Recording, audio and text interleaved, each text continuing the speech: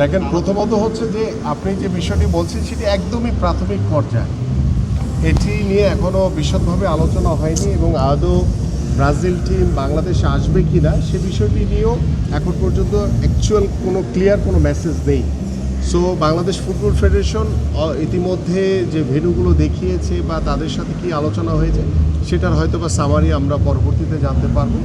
But আমরা যেটি বিশ্বাস করি যে ব্রাজিল টিম যদি আসে বাংলাদেশে এবং এসে যদি আমার বাংলাদেশ টিমের সাথে খেলে, এটি বাংলাদেশের জন্য আমি মনে করি অনেক বড় অ্যাচিভমেন্ট।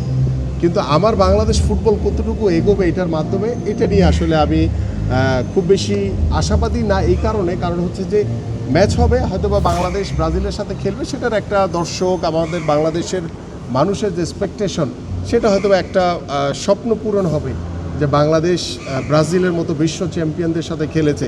এবং আপনারা সবাই জানেন যে বাংলাদেশের বিশ্বকাপ ফুটবলের সময় আমাদের ব্রাজিলের সাপোর্টাররা বা আর্জেন্টিনার সাপোর্টাররা যেভাবে উৎসাহ উদ্দীপনা নিয়ে বিশ্বকাপ ফুটবল দেখেছে, সেটার হয়তোবা কিছুটা আমরা উপলক্ষকে সামনে রেখে আমাদের হয়তোবা দর্শক যারা রয়েছেন তারা হয়তোবা একটু আনন্দিত হবে।